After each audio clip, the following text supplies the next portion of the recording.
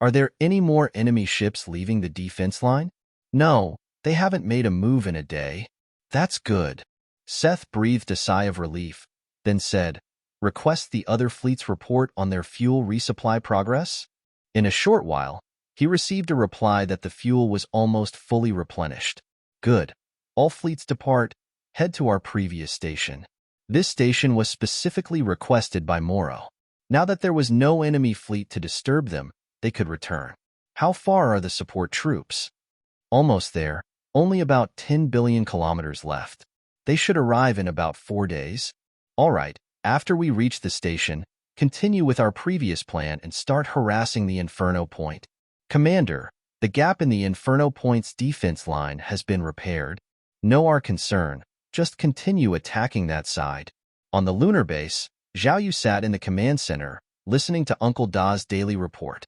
The second defense line is a laser defense system with a radius of 500,000 kilometers, centered on Earth and the Moon. It requires far fewer base points than the first line. The construction has already begun, and it is expected to be completed in about 7 days. As you said, this second defense line is our life safety line. In addition, it will be supported by 30,000 escort ships and 10,000 shuttle ships.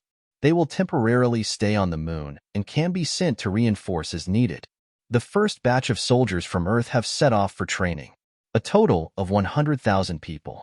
They will be in the spacecraft simulator training camp on the Moon for about a month. The renegade fleets did not merge and chose different directions. Uncle Da seemed a bit emotional when he got to this point. He never thought that the robots would rebel. In his heart, Zhao Yu, their creator, was their father. Seeing that Zhao Yu had no reaction, he continued, the mining teams from Mercury and Venus have returned. They brought back resources equivalent to 11.2 billion Blue Moon dollars. Since Earth was integrated by Dacia, its overall resource output has doubled. It can collect over 1 billion Blue Moon dollar equivalent resources daily. Our current resource reserve has exceeded 20 billion. After listening to the report, Zhao Yu felt much more relaxed. Everything was improving. As soon as the training camp trained a batch of soldiers who could pilot spacecraft, they could carry out harassment operations again. Didi. The watch lit up. Looking down, Zhao Yu saw that it was a message from Colonel Chu, saying he had something to report. There are 2 points that are very suspicious about the enemy. First, they have begun attacking the Manhwa Point again. We've already repaired the gap here. According to calculations, unless there's a massive attack that we can't stop, with their current attack frequency, there's almost no possibility of breaking through. Yet they are still attacking. Second, the enemy fleet has returned to their previous base. Colonel Chu opened the star map and pointed to a small asteroid. This asteroid is directly facing the Manhwa Point, and it's the closest. But they didn't station here, instead choosing a place that's relatively further away. There are more than 500,000 asteroids suitable for stationing in the asteroid belt between Jupiter and Mars, which is a lot more than their stationing point. Why did they choose this place twice? Combining these 2 points, I have a guess. Your suppose? Zhao Yu asked.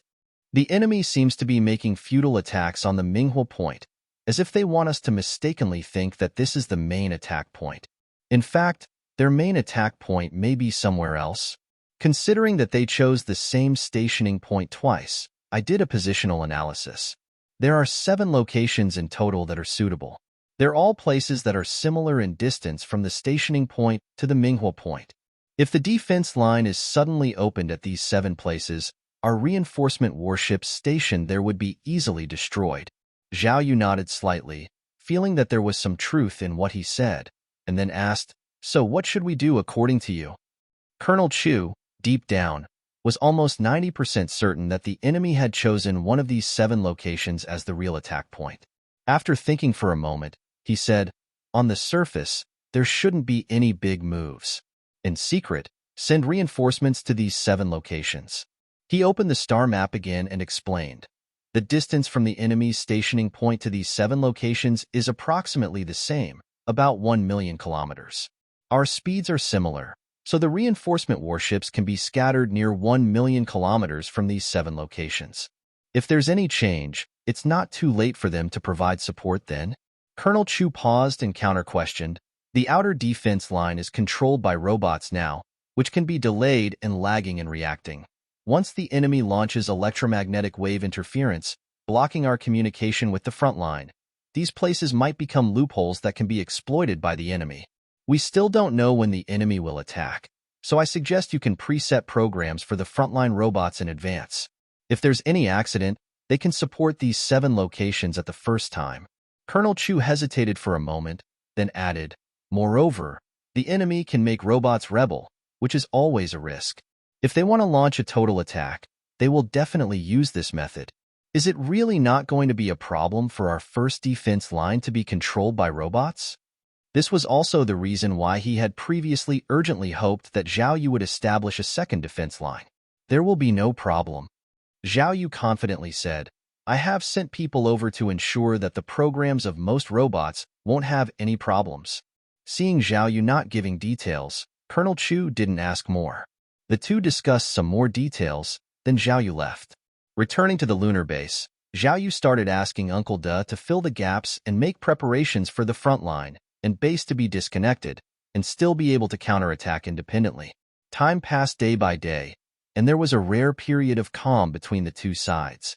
4 days later, the enemy's support forces arrived, beginning the final preparations before the total attack. 10 days later, Pluto mothership. Moro was spiritedly looking at various data. The Jupiter shuttle is still in position, ready to blow up Jupiter at any time. The 4th-generation Starkiller cannon in the asteroid belt has been built and can tear a hole in the enemy's defense line at any time. Large electromagnetic interference equipment has been built and can paralyze the communication from A/Yars to Earth at any time. All kinds of warships have been refitted, and the decoy bombs have been successfully loaded. The robot source codes, destruction, creation, and rebirth have been transmitted, ready to be released at any time. All plans were being completed, everything was moving in the best direction. Moro checked again carefully. After making sure there were no errors, he nodded and said, send my order. Let the Vanguard fleet launch the total attack. Hovering 440,000 kilometers away from Jupiter, a shuttle hung still. Every crew member was gathered on the bridge. With a solemn look, the captain addressed the crew, their eyes shining with excitement. Death is but a new beginning. Dying for Glenn, we will enter the Hall of Heroes, achieving eternal life. Eternal life. For Glenn. The crew members cheered, raising their hands high. Under the watchful gaze of all, the captain turned around and pressed the red button that symbolized triggering the black hole collapse. Boom!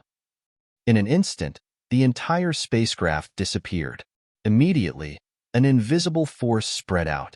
The surrounding universe twisted, quickly spreading to Jupiter. Puff dash. As if a basketball had been punctured, a side of Jupiter began to expel vast amounts of golden gas into the universe. The disturbance in the gravitational waves caused it to roll away like waves. Within a few short minutes, Jupiter had dramatically changed. From spherical, it became crescent-shaped, losing nearly half its volume. In the core area of Jupiter, a rhomboid mirror-like object gradually emerged from the blast. Chaotic gravitational waves, like headless flies, crashed into this rhomboid mirror. The next second, these gravitational waves were split, doubling again and again, forming endless identical waves.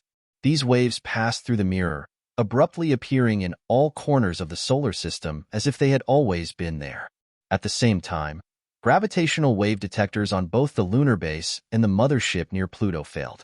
The detector screens displayed a jumble of lines, like a white flurry on a television, unable to receive any useful information. It has begun. A smile appeared on Seth's face. After many ups and downs, the total attack had finally started. Launch the robot source codes. Dozens of ships launched the very thing that had plagued Glenn's civilization for hundreds of years. A minute later, turn on all electromagnetic interference devices. At Seth's command, various man-made electromagnetic signals erupted from thousands of asteroids and targeted Earth. These invisible electromagnetic waves bypassed the first defense line in a blink of an eye. The laser defense system had no response. The electromagnetic waves, like a tsunami, overpowered any type of warship, causing them all to lose communication functions. Even if you turned on the communicator, all you heard was a buzzing sound. On the other hand, the fourth-generation star-destroying cannon began to activate on a nearby asteroid. A dazzling light flickered, and as it finished charging, it shot out like a roaring dragon, charging towards the first line of defense. Seth, standing by the bridge window, watched the sturdy star-destroying cannon energy flash by, then ordered without hesitation, "All hands, move out." As the command ship moved, other warships followed suit. When they arrived at the predetermined attack point, the defense line had already been torn apart. Numerous ship fragments floated in space. At the other end of the line, hundreds of escort ships stood still, seemingly shocked by what had transpired. Third formation, line up. With a blue flag waving on the tip of the ship, other ships received the order and reorganized. Decoy bombs, launch. The modified ships at the front launched billions of decoy bombs. ZZ. Rays of lasers fired from the escort ships, ceaselessly striking the decoys. Within a mere 10 minutes, some of the escort ships began to run out of firepower. Seeing the situation, Seth quickly orders, "Form up, charge formation." The next moment, an orange flag is raised on the command ship. Other ships spot this, and they change their formation again, forming a cone-like formation with the shield ships at the front. Charge. The fleet moves together like a bullet shot towards the breach in the defensive line. Just as they rush past the defense line and continue to charge forward, an unexpected mass of warships suddenly appear from all directions. How is this possible?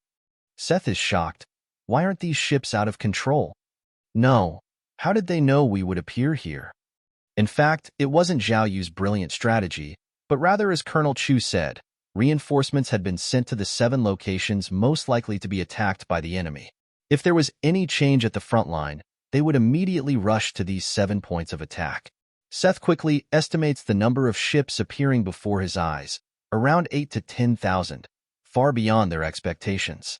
But now, there's no room for them to retreat. Fire, full force ahead. Following the command ship's first cannon shot, other ships follow, releasing their attacks non-stop. JZZ, JZZ. To their despair, these warships are all escort ships. "Commander, what should we do?" Seth can hardly believe it. This was a strategy formulated by the autostrategist, and it was just seen through by the enemy. If they retreat, it would be difficult to attack again next time. If they don't retreat, Seth lifts his head, looks at his crew, and sees the spark in their eyes, and slowly he finds his answer. Charge, all-out charge. We must break through here. He believes that even if the enemy guessed they would attack from here, they must not have expected that they would blow up Jupiter, and that blowing up Jupiter would cause gravitational wave disturbances throughout the solar system. This is their experience. With the background of the Earth civilization, they can't possibly know this. Therefore, the defense near Earth must be weak. As long as they can break through this checkpoint, they can still win. On the moon, beep, beep, beep. The entire planet starts blaring loud warning sirens. From the moon base down to Yueon City, it's the same everywhere. Zhao Yu is jolted awake. The moment he sits up from bed, Uncle Da's projection appears. "Commander, it's bad. The gravitational wave detector has failed. The last readings showed that Jupiter has exploded. Then, we lost all contact with the front line. All radio signals have failed. It's likely to be an enemy attack." What? Zhao Yu is fully awake now. He quickly gets up and rushes towards the command center with Uncle Da. "I have urgently mobilized all the spaceships at the base, a total of 64,000 ships. They are all rushing to the second defensive line now. I have also informed Colonel Chu and the others to stand by at the command headquarters. The energy shield is at 1%, Captain. We're done for. Let's initiate the particle black hole collapse. We can't do that. Other ships are nearby. If we start it now, we will all be finished." Boom! A battleship watches as the ship it's on is hit and finally explodes. "Break out! Break out!" Seth roars, pushing his voice to its limits. In front of him, other warships are falling one after another, acting as shields for the command ship, dying in their place. In just 3 minutes of the charge, over 50 warships have been destroyed. What's frustrating is that each of these warships has the means to destroy all enemy ships, but they can't use them because they are too close to their allies. We've escaped. On the command ship, Milo joyfully announces, watching the enemy escort ships chasing after them. But Seth grabs his collar and emphasizes, "We've broken out, not escaped." Milo instinctively wants to argue, but seeing Seth's bloodshot, fierce eyes, he stays quiet. 7 warships, chased by thousands, continue moving towards the blue star. As long as we win, what's a little sacrifice? Seth speaks somewhat madly.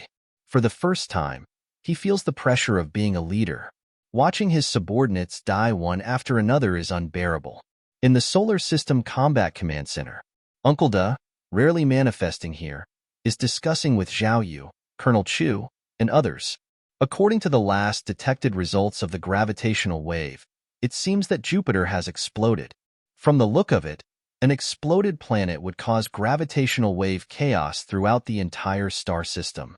On the detector, only the gravitational waves inside the solar system are chaotic. The ones further away, at a neighboring 4.2 light-years, are still calm, showing the status of every planet clearly.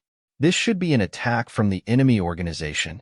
Zhao Yu nods. We've already dispatched all the ships from the moon to the second defense line. Hearing this, Colonel Chu quickly says, "We should pull them back." Huh.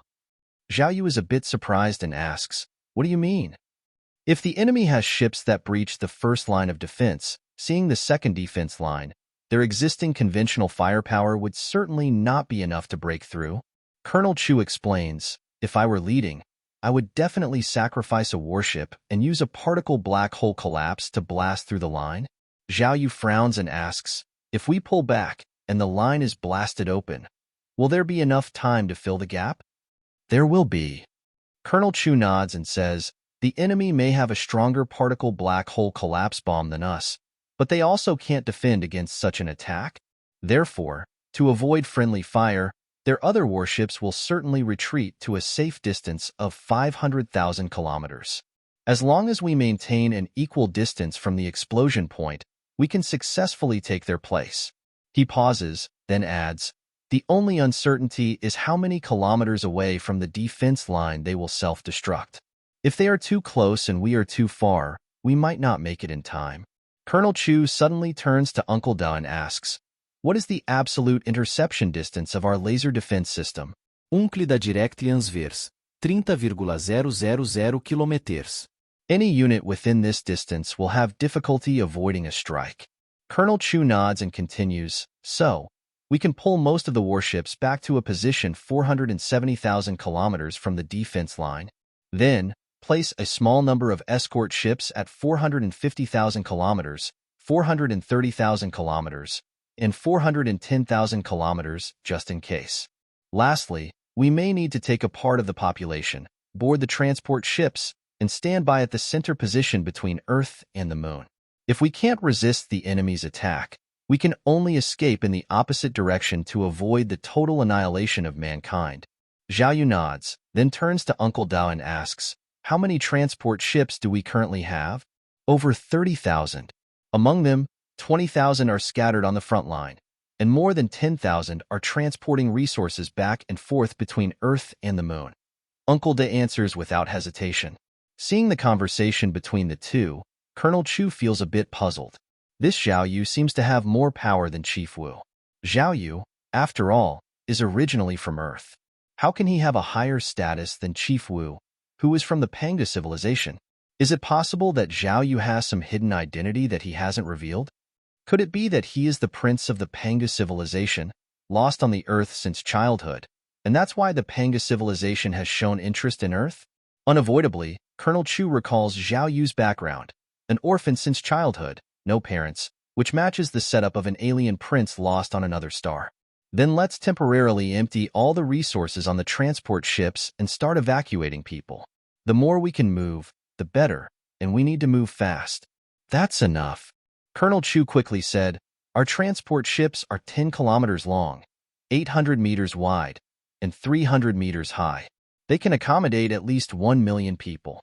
If we can divide the area properly, we can hold between 3 and 5 million people." He knew the data for all types of lunar warships by heart from his time at the Disya base. According to experts, a transport ship, if fully converted into a passenger ship, could hold up to 10 million people. This data model came from the neighboring island country, where a resident area of 8 square kilometers housed 1 million people. This area includes many buildings under 33 stories and lots of public facilities. Given the 300-meter height of the transport ship, equivalent to a 100-story building, and excluding public facilities, it could absolutely fit 10 million people. With 10,000 transport ships, it wouldn't matter if Blue Star had 8.5 billion people, even 85 billion. Given a month to convert the transport ships, they could all be accommodated. Let's act quickly then. With their ship's speed, it would only take 4 hours from the first defense line to the second. Zhao Yu was worried about sending ships to pick up people directly, so he suggested Colonel Chu personally take the ships back to Earth. When Colonel Chu returned to Earth with tens of thousands of transport ships and hundreds of thousands of magnetic levitation cars, explaining their purpose, the world was shocked. There is a risk that Earth will be bombed. Everyone needs to quickly evacuate to the ships within 4 hours. Don't bring anything, just board the ship individually. All supplies are guaranteed. On this day, all institutions, all websites, started looping this news indefinitely. Tens of thousands of transport ships were distributed globally, according to population density. Local organizations gathered people, who were then brought on board in large numbers using light tweezer technology. Most people believed this explanation and rushed to get on the ships first, but some doubted, suspecting this was a conspiracy, either by aliens or by Blue Star's elite, who wanted to deceive them and take their homes. They refused to leave. Faced with this situation, the officials were helpless, but they couldn't force everyone to leave. This is space. It's my first time in the universe. On the transport ships, people crowded around the windows, peeking into the cosmos, and let out gasps of amazement. In just 4 hours, over 10,000 transport ships brought nearly 4 billion people into space. Approximately half of the population, either unwilling to come or unable to make it in time, remained on Blue Star. Colonel Chu, aboard a shuttle, was continually coordinating, moving some people from one transport ship to another to free up space for more pickups. On the other hand, the last 7 warships led by Seth had reached the second defense line. Faced with the densely packed enemy positions, Seth's heart sank. They've set up another defense line. Are we going to lose? No. Seth's face contorted with determination. We've put in so much effort. We can't fail now. Shuttle 5, full speed ahead. Make a hole in this defense line. Cruiser 8, return the way you came. Eliminate all pursuers. The rest of the warships, follow me. Withdraw to a safe distance. Wait for the defense line to break. That will be our moment of glory. At this point, Seth no longer cared about casualties, even harboring thoughts of self-sacrifice. Even if everyone died here, as long as the mission was accomplished, he would be satisfied. With that, Seth and 4 other warships quickly retreated to a safe distance, while Shuttle 5 and Cruiser 8 began their assigned tasks. Shuttle 5, the fastest, reached the 30,000-kilometer boundary of the second defense line in no time. Captain, we can fire now. If we go any further, our chances of getting hit will be at its highest. We can't fire yet. Check how far away the command ship is. 250,000 kilometers. Still within the blast range. Wait a little longer and detonate when the command ship is 500,000 kilometers away. Captain of Shuttle 5 commanded. Yes. In space, the first to unleash fireworks was Cruiser 8, sending over 1,000 enemy warships to their doom. For a moment, the entire cosmos was filled with the explosions of these ships. 500,000 kilometers is a significant distance on Earth, but in the vastness of space, it's not much. This dazzling spectacle of destruction didn't lack an audience. The bustling crowd aboard the 10,000 transport ships suddenly fell silent. Everyone stared wide-eyed at the spectacle of destruction so close. Are we going to die? Someone asked with a bitter expression. I don't know. Mom, I'm afraid. Children, being particularly sensitive, were disturbed by the atmosphere, and cries rang out. At this moment, Everyone understood that humanity was teetering on the brink of annihilation. Conspiracy theories, insurmountable past obstacles, none of that mattered now. The only important thing was, can we survive? Don't panic, everyone. Apart from the Martian defense line, there's a second defense line 700,000 kilometers from Earth. Do you see those flashing white lights? That's our laser defense system, targeting the enemy. Victory is ours. In this moment of crisis, Senator Zhou and others were continually comforting the public. Boom! Just as people started to relax, the second defense line, firing at the enemy, was abruptly torn apart. It's over. Panic surged among the people once more. Success. Seth forced a smile and commanded, "All ships, follow me into battle." The remaining 5 warships charged into the gap in the second defense line. When they nearly reached the defense line, thousands of enemy warships appeared, blocking their way. "Commander, what do we do?" Seth fell silent. After a moment, he ordered, "Battleship 6, you destroy them. The rest follow me and retreat." The plan was repeated. 4 warships retreated, leaving 1 to charge in. 2 minutes and 23 seconds later, another spectacular explosion annihilated Battleship 6 along with nearly 5,000 enemy warships. Our ships, over 5,000 destroyed. What do we do? On the transport ships, all of humanity was watching the frontline battlefield. Seeing so many of their warships destroyed, panic surged once again. In the vastness of space, human eyes could see stars millions of light years away, let alone a battlefield merely 800,000 kilometers away? Don't panic, everyone. This war is being commanded by the Pangu people stationed on the moon. They have extensive experience in space combat and can definitely handle this. Once again, when Seth and the remaining 3 warships returned to the defense line, a despairing sight greeted them. At the breach, another 5,000 enemy warships had appeared. It seemed like the enemy had an endless supply of warships. Even more despairing was the appearance of enemy warships from all sides. "We're surrounded." At such close range, Zhao Yu had noticed Seth and wouldn't allow the enemy to attack. When the enemy repeated the same plan a second time, he ordered his remaining ships to depart and surround the enemy. Thanks to large-scale electromagnetic interference from both sides, reconnaissance equipment was virtually useless. They had to rely on the naked eye. This allowed the encircling maneuver to be executed successfully. Seeing enemy warships slowly closing in from all directions, Seth felt a chill in his heart and issued his final command. "Everyone charge." The 4 remaining warships, without fearing death, charged towards the sky-blocking fleet. On Zhao Yu's side, naturally, they wouldn't let them come closer.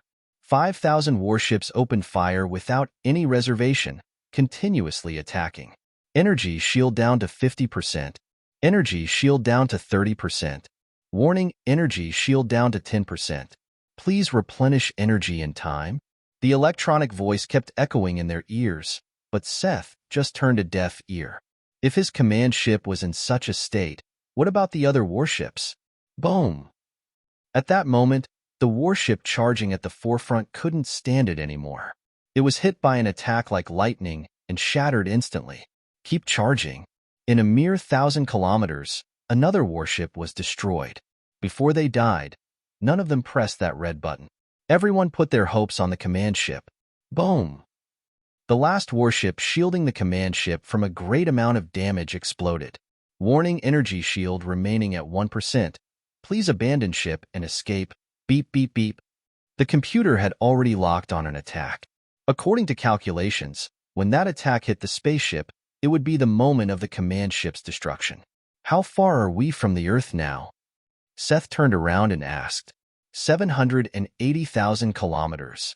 "We failed," Seth murmured to himself, watching that final screaming attack come in, and he slapped the red button. Boom! Tens of thousands of besieging warships, at this moment, all became sacrifices. Together with the Moro fleet, they turned into ashes. At this point, except for the mothership, all the spaceships of the Moro fleet were destroyed. The war was won. At its conclusion, Colonel Chu sought out Zhao Yu. "Let's keep the humans on the spaceship a while longer?" Zhao Yu was surprised, unsure of Chu's intentions. Colonel Chu nodded. The current human interest chain is complex. Reforming it will be extremely difficult. Left to our own devices, we may still be caught in infighting when the next cosmic civilization invades. So, we want to take this opportunity to create a harmonious society. Only in this way can we redefine the effort, making everyone strive for the development of human civilization. Recalling human history, Zhao Yu thoughtfully shook his head and asked, "How do you plan to do that?" "Well, evacuate all humans into the spaceship, let them stay in the universe for some time, and then take the opportunity to remodel the entire globe, planning out living areas, research areas, mining areas, natural reserves, and so on." Colonel Chu continued, "Then, well-assign social grades to each person, from 1st to 12th class citizens, each with different treatment and benefits. To get promoted, one must contribute to the entire civilization." Zhao Yu frowned slightly. "Won't this create a class system?" "Classes have always existed. Most people just can't rise." Colonel Chu shook his head. "The purpose of doing this is real fairness, giving those who contribute to civilization their due rewards. Furthermore, we will introduce laws to reduce inheritance by 3 grades, to prevent descendants from lazing around and to stimulate motivation." Colonel Chu went on and on, thinking about how to progress humanity as a whole. Even a first-class citizen, under the social welfare system, can live without worries. At the end, Colonel Chu suddenly said, "However, there's one thing that we may need your help with." "What?" "I want to ask you to establish a Skynet system on Earth to rank everyone. People have personal biases, so there will always be feelings involved in the ranking. But if it's a machine program, that wouldn't happen." Chu's purpose was not only to get the Panga civilization's help, but also to tie both sides together. After witnessing the terror of the Star War, he knew that it would be hard for the humans of Earth to survive in the current universe on their own. The only way to develop was to firmly grasp the Panga civilization. For Zhao Yu, these actions were also beneficial. Naturally, he had no reason to refuse. He promptly agreed. Along the way, he also agreed to Colonel Chu's other request to send 10 million robots to maintain order in human society. Pluto. Moro stayed next to the gravitational detector on the mothership, not daring to leave for a moment, waiting for the detector to recover. "Captain, you've been standing here for 3 days. Why don't you take a rest?" "I can't sleep." "How can I sleep without knowing what's happening on the front line?" Moro shook his head, still staring at the screen. Based on the part of Jupiter that was blown up, the gravitational waves in the solar system should be about to disappear. Jupiter. The rhombic mirror in the core area slowly disappeared, and Jupiter's gravity was restored. The remaining half of Jupiter's atmosphere began to fill the vacant area. It is estimated that in at most a year, it could regain its round shape, although it would be much smaller than before. The effect of the rhombic mirror disappearing was not just this. The majority of the gas that escaped the planet also began to gather again. However, under the influence of the sun's gravity, it would take millions or even tens of millions of years for these gases to completely gather on Jupiter. Moreover, a large amount of gas was captured by the gravity of asteroids during the escape period and became part of their bodies. Even after millions of years, when Jupiter regains its lost parts, it would be much smaller than it once was. The gravitational waves have recovered. Moro immediately became spirited and quickly said, "Search the entire solar system quickly. Let's see where our fleet is." As he spoke, he adjusted the gravitational wave detector in front of him to the position of the Earth. He then frowned. The Earth is actually fine. It hasn't been blown up.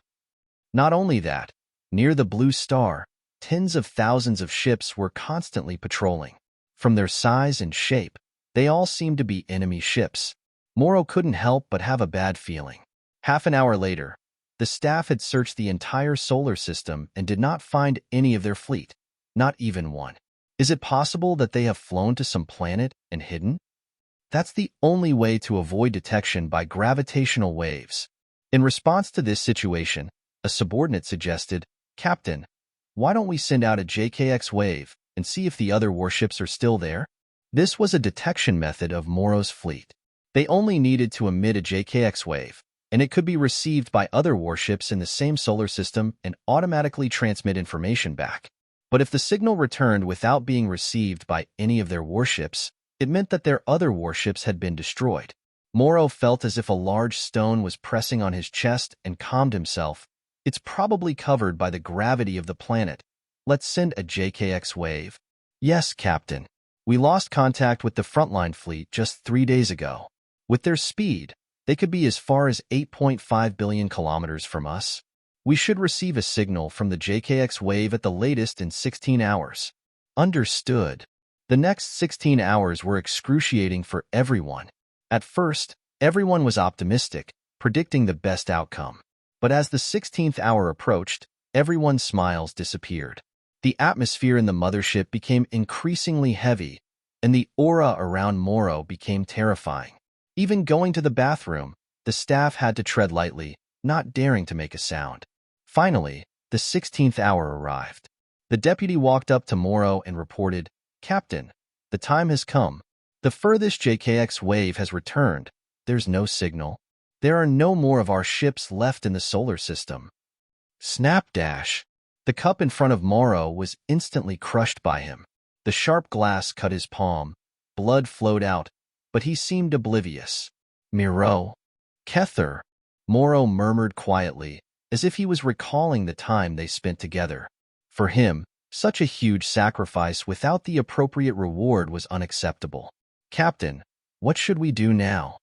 There was a chill in Moro's eyes, and he said coldly, "Blow up the mothership. Let the entire solar system join us in death." "Captain, we can't. If our mothership explodes, Planet Tai won't know about our achievements. We won't make it to the Hall of Heroes." Others started to voice their concerns. In matters of life and death, no one wants to remain uncredited for their deeds. After much persuasion, Moro finally calmed down. "Captain, why don't we wake Lord Oda and ask his opinion?" "Oda?" Moro was intrigued. He had promised Oda that the next time he woke up, he would be on the home planet, in a new body. But things had come to this point, and there was no room for consideration. "I'm going now." Moro quickly got up and headed to the medical room. At first, the medical staff tried to stop him, warning him that waking Oda could be too risky and potentially fatal. But once they heard Moro's previous idea about blowing up the mothership, no one tried to stop him anymore. Ugh. Oda woke up amidst a splitting headache. "Are we on the home planet?" His first words after opening his eyes were this. But when he saw the familiar ceiling, his heart sank. Looking down, he was indeed still on the mothership. Moro looked apologetic. "I'm sorry, one couldn't do it. We are still in the solar system." Oda's heartbeat quickened, causing the medical alarm system to beep erratically. The medical staff rushed to stabilize his vital signs. After calming down, Oda asked in a deep voice, "What has happened?" "The rest of the fleet is gone." Moro sighed. "One followed your plan strictly, but unfortunately, we still failed." Oda frowned, not understanding. He quickly asked for details. "When you made the plan, the enemy had only shown the technology level of a late-stage level 1 civilization. But not long after you fell asleep, they brought out particle black hole propulsion systems. Their spaceship's speed equaled ours." Hearing Moro's explanation, Oda was somewhat skeptical. "If it's only that, my plan should still have been successful?" Moro thought for a moment, then explained how the enemy sent 70,000 warships to break away from the defensive line for a counterattack, forcing them to use the robot's source code prematurely. After hearing this, Oda twitched at the corner of his mouth. Revealing this method too early naturally led the enemy to find other countermeasures. "You should have blown up Jupiter immediately when the enemy broke away from the defense line and entered through the Inferno Point." Moro felt helpless. "If you, the strategist, had been there, we surely could have won. But at that time, who could have thought of all that?" Oda sighed deeply, feeling that perhaps this was fate. A great task is destined for great men. This important task of destroying a civilization could only be his. "Oda, one want to blow up the mothership now and destroy the entire solar system. What do you think?" Even though Moro had given up on the idea of blowing up the mothership, he still voiced his thoughts. Upon hearing this, Oda shook his head. "Blowing up the mothership can't destroy the entire solar system. Doing so won't destroy a civilization. It can only destroy their home. Moro pursed his lips and asked, "Do you have any other strategies, strategist?" Oda narrowed his eyes slightly, and after a moment, he said, "As it stands now, it's hard for us alone to destroy this civilization. The only way is to lead the trouble elsewhere and expose the solar system to the universe." "What do you mean?" "Destroying Pluto and Neptune, the annihilation of these two planets will inevitably send gravitational waves that all civilizations within a 1,000 light-year radius will detect. Each planet seems to have a faint connection with dimensions, just like the instant disturbance of gravitational waves in our solar system when half of Jupiter was destroyed. The gravitational wave effects produced by the destruction of two planets in our solar system would be instantly captured by civilizations 1,000 light-years away. According to scientists, this phenomenon, although beyond human understanding of cosmic laws, is related to dimensions. Just like two-dimensional creatures can only see dots and lines, but that doesn't mean the third dimension doesn't exist. The universe as it is now is merely the universe as seen by three-dimensional creatures. All the universal laws are only what three-dimensional creatures can see. 95% of the universe that humans can observe with the naked eye is dark matter, and the remaining 5% is the known universe observed by humans. According to scientists, that 95% dark matter is likely the fourth dimension that humans can't see or understand. Both parties are in the same universe but cannot interact, communicate, or even understand each other. Destroying two planets, causing gravitational waves to instantly spread to a radius of 1,000 light-years, is a law that humans can't understand but genuinely exists. To explain it, you can only barely understand it with the concept of spatial folding. How many civilizations can there be within a radius of 1,000 light-years centered on our solar system? Moro was somewhat puzzled. "I don't know." Oda shook his head slightly and said, "However, within this range, there are probably 5 billion star systems. Even if we don't encounter other civilizations, as long as our other fleets receive the signal, that's enough." Moro understood the meaning of his words and quickly opened the star map. Only he knows the position of the planet Tai. Using a special method, he quickly found the star system where planet Tai is located, exactly 1,000 light-years away from our solar system. Oda had been observing Moro's expression and quickly noticed that planet Tai was within a 1,000 light-year radius of the solar system. He nodded to himself and then said, "The unnatural destruction of two planets will inevitably attract the attention of all civilizations within a radius of 1,000 light-years. Do you think, knowing that there's a civilization war here, would our planet Tai send a fleet to investigate?" "Of course." Moro nodded. There had been cases before where a planet in a star system was destroyed, and a fleet was sent to investigate, but unfortunately, it always turned out to be a dead end. It wasn't that there were no civilizations in that star system, but the civilizations that existed had been destroyed by other civilizations, leaving only ruins behind. But then, Moro started to worry. What if we attract a higher-level civilization that happens to meet our fleet? What do we do?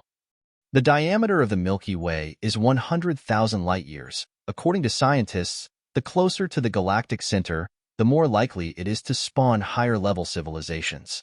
This solar system is 27,000 light-years from the galactic center, located on the third spiral arm of the four major arms of the Milky Way, which is an outer position, so the possibility of having a high-level civilization within this range is not great.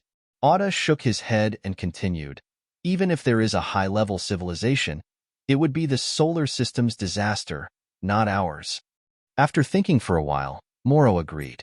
All their outbound fleets had strict confidentiality mechanisms, with every action prioritizing the non-exposure of Planet Tai. Moreover, even if a higher-level civilization found Planet Tai through their fleet, so what? Planet Tai is merely the military planet from which the Glen civilization launches wars, not the home planet. And on Planet Tai, maybe some people know the location of the home planet, maybe not. I'm going to charge the Star Destroyer cannon now and destroy Pluto and Neptune. Moro was impassioned and ready to act.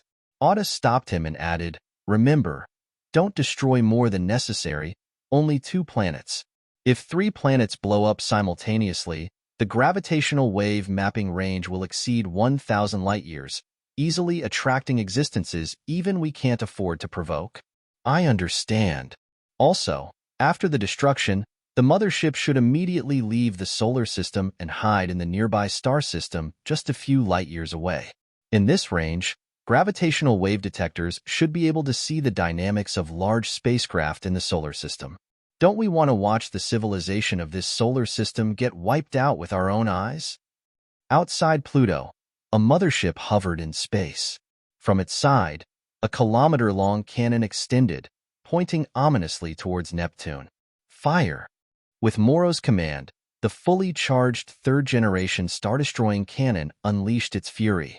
On the big screen, 2 countdowns were displayed. One showed a time of 5 days, while the other was a mere 6 minutes. The 5-day countdown indicated the time it would take for the star-destroying cannon to hit Neptune. The 6-minute countdown marked the launch time of another planet-destroying weapon. The 6 minutes passed in a flash, and dozens more cannon barrels emerged from the mothership, firing straight at Pluto. Each was a laser beam as thick as a bowl. Dozens of them fired together, creating a hollow circle. In an instant, a 100-meter-deep channel was melted into Pluto's ice layer. After the channel appeared, the lasers didn't stop. They continued outputting, deepening the channel. What are they doing? On the lunar base, Zhao Yu stared at the gravity wave detector, puzzled. It seems like they fired something at Neptune. Based on its mass and speed, I suspect it might be a star-destroying cannon, Uncle Da explained. They want to destroy Neptune? Zhao Yu frowned, recalling the gravitational wave disturbance after Jupiter was bombed. This is likely another attack from the enemy. Hurry up and repair the second defensive line. But as to how the enemy would specifically attack, the two spent a long time pondering but couldn't figure it out. Commander, maybe you should stay on the mothership during this time. Just in case something changes, it would be easier to escape.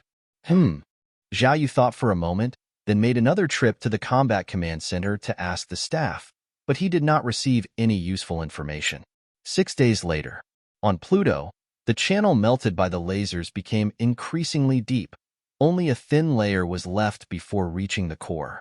In the center of the ring of laser cannons inside the mothership, a previously silent cannon suddenly spewed a bolt of lightning. It shot straight into the core of Pluto. Sizzle!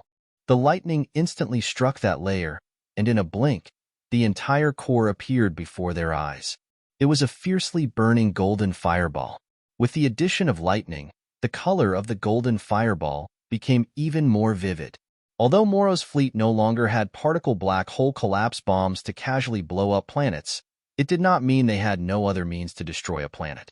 In addition to the star-destroying cannon, there were many other ways to destroy a planet. Like the current method to destroy Pluto, it was suitable for environments without external interference. Pluto's core temperature is rising. The pressure inside the core is increasing. Increase laser power. Keep the channel open. The core has awakened. Pluto's magnetic field reappears. Keep heating. Various departments in the mothership coordinated. In a few minutes, the temperature of Pluto's core increased nearly tenfold. The ice layer outside the core started to boil and vaporize. A large amount of steam emerged, desperately seeking an outlet. But this was the outer layer of the core. There was no exit. The steam could only compress within this small space. The temperature of the core grew higher and higher, and the pressure outside the core grew greater and greater. After an unknown length of time, all gravity wave detectors on the mothership failed with a crisp sound. Neptune has exploded. Manhwa knew clearly. This was the effect of the star-destroying cannon reaching Neptune. Pluto should be soon. As he said this, the land of Pluto below suddenly broke apart. The entire planet seemed as if some creature was waking from beneath the ground, beginning to churn. Quickly evacuate. All cannons on the mothership ceased firing, and in a blink, they had left Pluto. In a few seconds, Pluto boom, completely shattered. Countless fragments mixed with various elements exploded in all directions in space. At this point, both Pluto and Neptune were officially retired. The mothership had only moved a few tens of millions of kilometers away, and then stopped again. This was the location of the wormhole. Activate the wormhole. Let's go to the nearest star system. The spaceship began to spew negative energy. As the wormhole emerged, the ship vanished into it in an instant. Near the moon, Zhao Yu sat on the massive mothership, anxiously watching the screen with Uncle Da. On the screen, the gravitational wave curve representing the star-destroying cannon was slowly colliding with Neptune. ZZZ. The familiar error code appeared, and the gravitational wave detector failed again. Here we go again. Zhao Yu took a deep breath, looking towards the second line of defense. There were tens of thousands of newly built spaceships standing by at a safe distance. As Zhao Yu was pondering how the enemy might attack, a system voice suddenly sounded in his mind. Level 1 mission, expel alien, Moro, fleet completed. Optional rewards available. Optional reward 1. Upgrade the title Mysterious Merchant. Gain extra tech points when trading with alien civilizations. Optional reward 2. Activate the title War King. Gain extra tech points when destroying alien military units. Optional reward 3. Unlock the reputation system. Reputation can be used to exchange for technology exceeding base level limit. Note: in view of the host's relationship with the Earthlings, trading with Earth will not trigger Mysterious Merchant. Note: only one of the 3 rewards can be chosen. Mission rewards? Zhao Yu was taken aback. He carefully recalled that when he first time-traveled 6 years ago, the system indeed mentioned this as a mission, but it was so long ago that he had forgotten. After reading the system's prompt carefully, it mentioned that the mission to expel the Moro fleet was completed. Does that mean the Moro fleet has left? The system wouldn't lie. Zhao Yu breathed a sigh of relief. He had worried that the Moro fleet's destruction of Neptune indicated some new form of attack. Now, it seemed they were simply lashing out in helpless rage, detonating a planet out of spite before leaving. Overjoyed, Zhao Yu began happily examining the 3 rewards. What he found somewhat regrettable was that the Mysterious Merchant title no longer applied to the Earthlings. He guessed it might be because he had interfered too much with Earth, leading the system to judge them as being of the same origin. Though Zhao Yu was very curious about what the Mysterious Merchant would become after the upgrade, now, this reward seemed to be the most useless.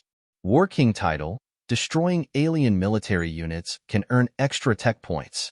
Zhao Yu couldn't help but glance at the space station outside Earth. Note: due to the host's common origin with the Earthlings, destroying Earth military units will not earn extra tech points. Just as this thought came to mind, he received a system prompt. Zhao Yu felt somewhat disappointed. If he could exploit this loophole, that would be amazing. He could continuously build and destroy, earning tech points in abundance. Finally, he moved his gaze to Reward 3, activate the reputation system. Reputation can be used to exchange for technologies beyond the base level. This is good. Zhao Yu quickly made his decision. I choose Reward 3, activate the reputation system. Reputation system activated. Gaining reputation points is possible through any news related to me known by different civilizations. The progress bar increases according to the percentage of a civilization's population who hears about Mida. 1%, 5%, 10%, 15°/0% different reputation points can be gained at each milestone. Current number of civilizations with an active reputation progress bar. 1. Glen Civilization, Level 2 0.0000001%. Reputation, 0. Currently exchangeable technology, none. Is that it? Zhao Yu felt somewhat disappointed. He had thought that the reputation system would reflect his fame on Earth, but it turned out that he had to obtain reputation from other civilizations. Moreover, the whole civilization had to be aware of matters related to him. For example, if an alien civilization had 10 billion people, to reach a 1% progress bar, at least 100 million people must hear about matters related to him. Zhao Yu shook his head. I guess I can't increase my reputation value for now. In the reputation list, the Glen civilization undoubtedly belonged to the Moro fleet.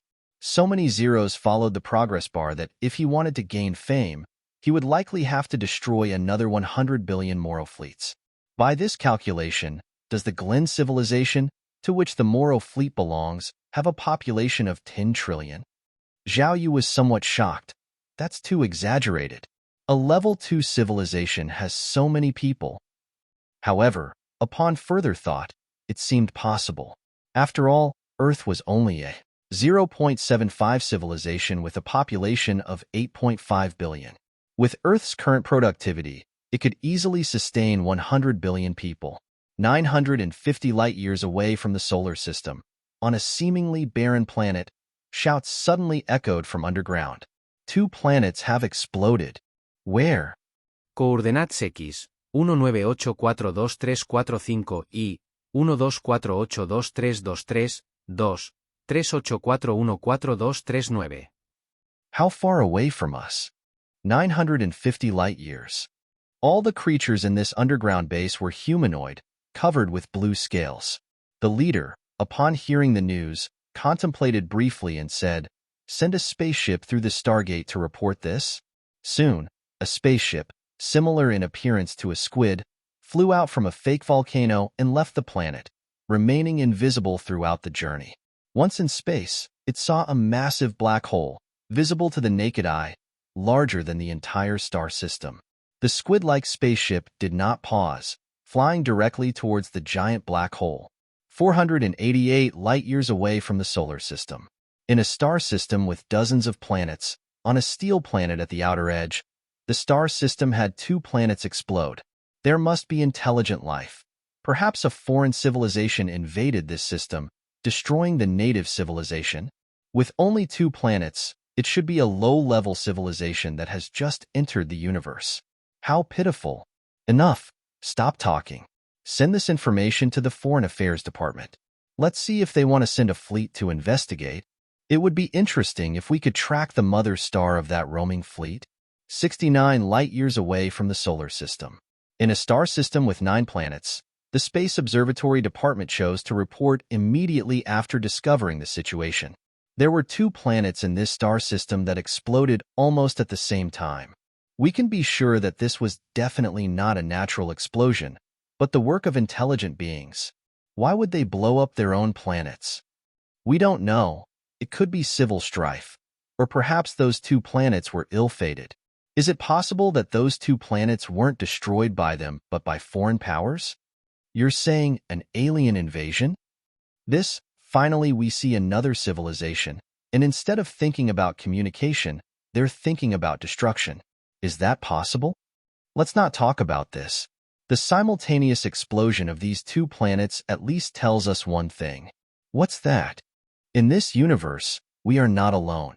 There definitely are other civilizations somewhere. The people present were somewhat excited and decided to announce this good news to the public as soon as they left. After the explosions of Pluto and Neptune within the solar system, several civilizations within a radius of 1,000 light-years from the solar system, with the solar system as the center, discovered this situation. At the same time, Zhao, who was on the mothership, noticed changes in the reputation system again. Current number of civilizations with reputation progress bar open. 22. Madu civilization, level 3 0.00000001%. Glen civilization, level 2 0.000001%. Fire Fury civilization, level 2 0.000001%. Boat Paper civilization, level 1 0.00001%. Mihue civilization, level 1 0.00001%. What? Looking at the list of civilizations refreshed in the reputation system, Zhao was stunned. What's going on? They hadn't done anything, so why had so many civilizations suddenly found out about them?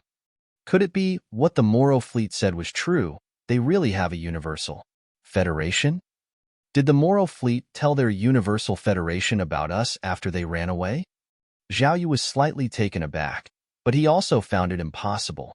If the Universal Federation really existed, why would the Moro fleet want to destroy them? But no matter what, this situation must have something to do with the Moro fleet. 950 light-years away from the solar system, inside a giant black hole, a hidden paradise houses dozens of galaxies. On one of the planets, some people were discussing the explosion of 2 planets in the solar system. We can't go. The space-time ripple caused by the simultaneous explosion of two planets would at least affect 1,000 light-years. If it was just a normal roaming fleet destroying a native civilization, that would be one thing. But I'm afraid it's a trap set by a higher civilization, trying to lure us there. In our star domain, it's been a long time since someone was bold enough to destroy two or more planets at once, right? Assuming this is indeed a trap set by a higher civilization, their boldness in staging this feast shows that they are confident they can conquer all civilizations within a range of 1,000 light-years. Our Madu civilization isn't weak. How about dominating within a 1,000 light-years radius? The one who set the trap, at best, can only deceive level 2 civilizations. So, it's most likely destroyed by a roaming fleet. Regardless, let's first send a legion to observe from close range within a 10 light-years radius of the target system. If we encounter other fleets coming to check the situation, we can follow them.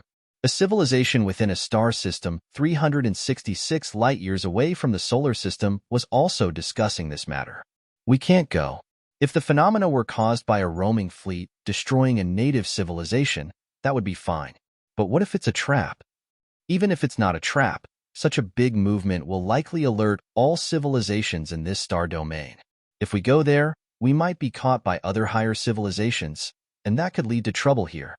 Yes, the information obtained from the last neutrino observation showed that there is a level 3 civilization in this region. We better keep a low profile, but should we just let it go? Self-preservation is the key. There are always civilizations that aren't afraid of death and will go to investigate. We can just watch? Right, living longer is the most important thing. Fighting and killing are just temporary. This star domain is usually very quiet, like a place without life. On this day, 2 explosions completely lit up the universe, startling all hunters hiding in the darkness. Just as Zhao Yu's reputation system indicated, within a 1,000 light-years radius with the solar system as the center, there were as many as 22 civilizations of level 1 and above. All of them found out about the explosions of 2 planets in the solar system. Some civilizations, confident in their strength, chose to send legions to take action. Some civilizations were worried about a trap and chose not to take risks, turning a deaf ear. Some level 1 civilizations, regretting that their spaceship speed was not fast enough to go to the solar system for a friendly contact with alien civilizations, could only send electromagnetic signals, hoping for a response. At the same time, Zhao Yu's mind once again heard the mission issued by the system.